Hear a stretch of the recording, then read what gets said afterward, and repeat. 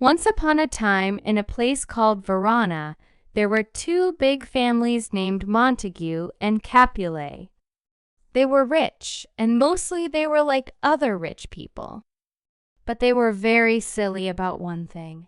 They had an old argument, and instead of making up like sensible folks, they liked to keep the argument going. So, if a Montague saw a Capulet on the street, they wouldn't talk to each other. Or if they did talk, it was mean and rude. Sometimes they even fought. Even their family members and servants were just as silly. So, there were always fights and problems because of this Montague and Capulet argument. Now, Lord Capulet, the head of the Capulet family, threw a big party, a fancy dinner, and a dance. He was so friendly that he said anyone could come, except, of course, the Montagues. But there was a young Montague named Romeo who really wanted to go because Rosalind, the lady he loved, was invited. She had never been nice to him, and he had no good reason to love her. But the truth was, he wanted to love someone, and since he hadn't found the right lady, he ended up loving the wrong one. So, Romeo came to the big party at Capulet's house with his friends Mercutio and Benvolio.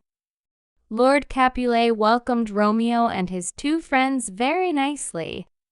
Romeo, wearing a black mask over his eyes and nose, moved around the party with many other people dressed in fancy clothes, velvet and silk for the men with jewelry on their swords and collars, and the ladies wearing shiny gems on their chests and arms, with valuable stones in their beautiful belts. Even though Romeo had a mask on, everyone could tell he was much more handsome than anyone else in the room, just by looking at his mouth, hair, and the way he carried himself. While he was dancing, Romeo noticed a lady who was incredibly beautiful and charming. From that moment on, he forgot all about Rosalind, the lady he thought he loved. He watched this new lady as she danced in her white satin dress with pearls. Compared to her, everything else seemed unimportant. He was probably saying something like that when Tybalt, Lady Capulet's nephew, recognized Romeo's voice. Tybalt was very mad and went to tell his uncle that an uninvited Montague Romeo had come to the party. But Lord Capulet was a true gentleman and didn't want to be rude to anyone in his own house, so he told Tybalt to calm down. However, Tybalt was just waiting for a chance to start a fight with Romeo. In the meantime, Romeo got closer to the lovely lady and told her that he loved her. Just then, the lady's mother called her away. That's when Romeo found out that the lady he had fallen for was Juliet, Lord Capulet's daughter, the daughter of his sworn enemy. So, he left the party feeling sad but still in love with her. Then Juliet said to her nurse, "Who is that man who didn't want to dance?" "His name is Romeo, and he's from the Montague family, the enemies of your family," replied the nurse. Juliet then went to her room and looked out of her window at the beautiful garden lit by the soft moonlight. Without Juliet knowing, Romeo was hiding in the garden among the trees because he couldn't bear to leave without trying to see her again. She spoke her secret thoughts out loud to the quiet garden, confessing her love for Romeo. Romeo heard her words and felt very happy. Hidden below, he gazed up at her lovely face in the moonlight, framed by the blooming vines that surrounded her window. As he listened and watched, it felt as if he had been transported into a dream, placed in that enchanting garden by some magical force. "Why are you called Romeo?" Juliet wondered aloud. "Since I love you, does your name really matter? Call me anything but Romeo, and I'll adopt a new name. From now on, I'll never be Romeo," he declared. stepping into the bright moonlight from the shadows of the cypress and oleander trees that had concealed him. At first, Juliet was frightened, but when she realized it was Romeo and not a stranger, she was filled with joy. He stood in the garden below, and she leaned out of the window, and they talked for a long time, each trying to find the sweetest words in the world to express their feelings, just like lovers do. Every word they spoke and the beautiful harmony of their voices together were recorded in a golden book. Time passed quickly, as it often does for people in love who are together. When the time came to say goodbye, it felt as though they had just met, and they hardly knew how to part. "I'll send for you tomorrow," Juliet promised. Reluctantly saying goodbye, they finally bid each other farewell. Juliet went back into her room, and a dark curtain covered her bright window.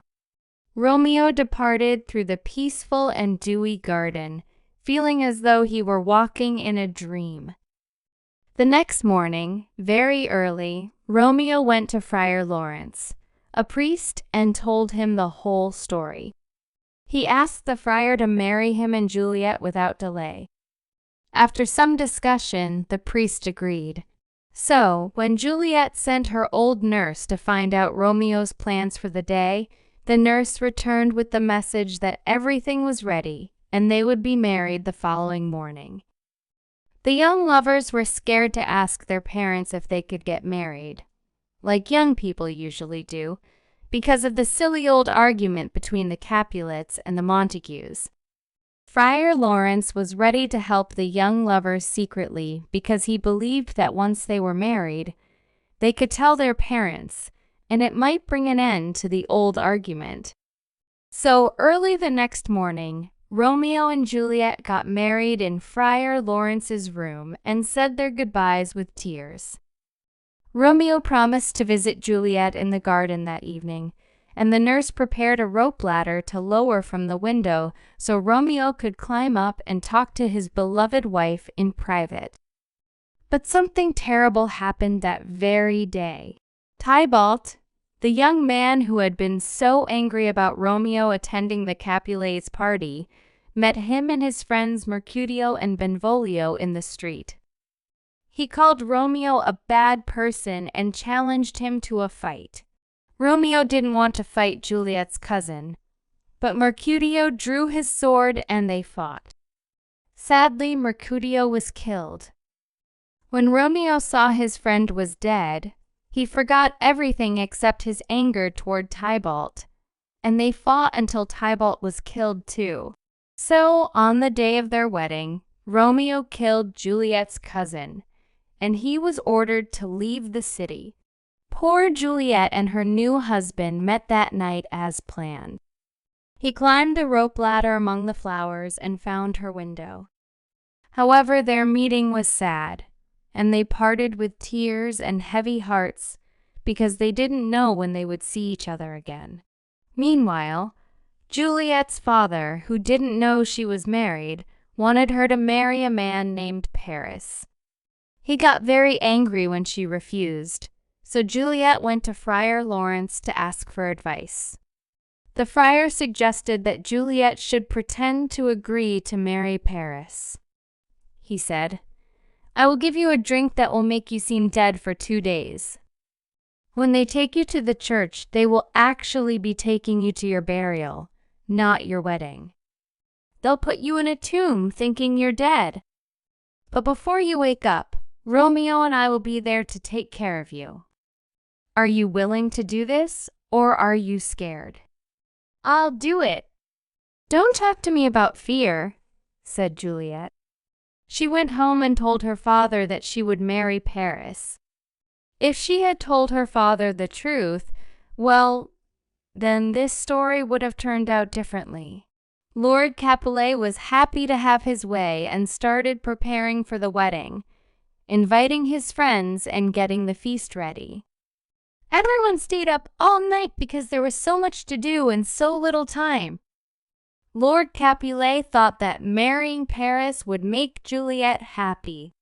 Juliet was really sad about her husband Romeo, but her father thought she was upset because of her cousin Tybalt's death and believed that marriage would give her something else to focus on.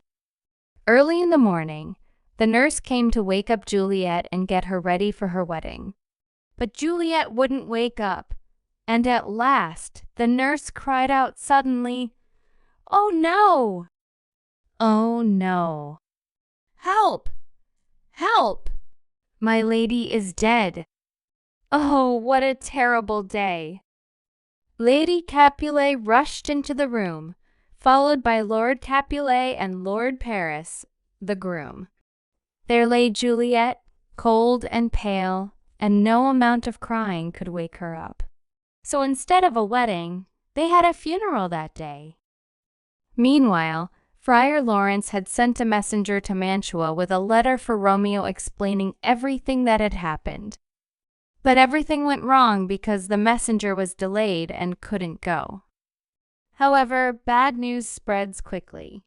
Romeo's servant, who knew about the marriage but not about Juliet's fake death, heard about her funeral and hurried to Mantua to tell Romeo that his young wife was dead and lying in the grave. "Is that true?" Romeo cried, his heart shattered. "Then I will lie beside Juliet tonight." So he bought some poison and rushed back to Verona. He hurried to the tomb where Juliet was resting. It wasn't a regular grave. It was a vault. He broke open the door and was about to descend the stone steps leading to the vault, where all the deceased Capulets were laid, when he heard a voice behind him telling him to stop. It was Count Paris, who was supposed to marry Juliet that very day. "How dare you come here and disturb the deceased Capulets, you awful Montague!" Paris exclaimed. Poor Romeo, overwhelmed with grief, tried to respond calmly. "You were warned," said Paris, "that if you returned to Verona, you would die." "I must indeed," replied Romeo. "I came here for no other reason. Please, kind young man, leave me alone. Go away before I harm you. I care for you more than I care for myself. Go away and leave me here." Then Paris said, "I challenge you and arrest you as a criminal." In his anger and sadness, Romeo drew out his sword. They fought and Paris was killed. As Romeo's sword struck him, Paris cried out, "I am killed. If you have any kindness, open the tomb and place me next to Juliet."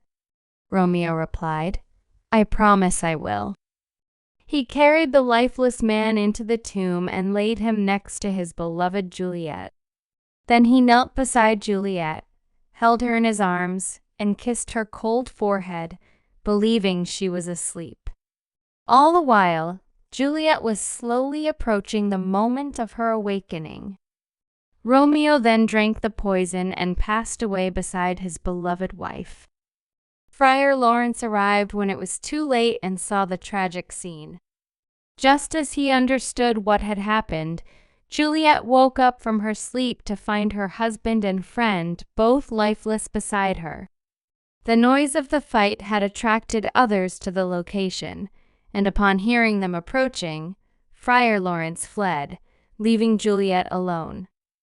She saw the cup that had held the poison and understood how everything had unfolded. Since there was no poison left for her, she took Romeo's dagger and stabbed herself in the heart. Falling with her head on Romeo's chest, she breathed her last. And so, the tale of these devoted yet sorrowful lovers comes to an end. When the older folks learned from Friar Lawrence about all that had happened, they grieved deeply. Seeing the terrible consequences of their senseless fight, they regretted their actions. Over the bodies of their deceased children, they finally reconciled, clasping hands in friendship and forgiveness.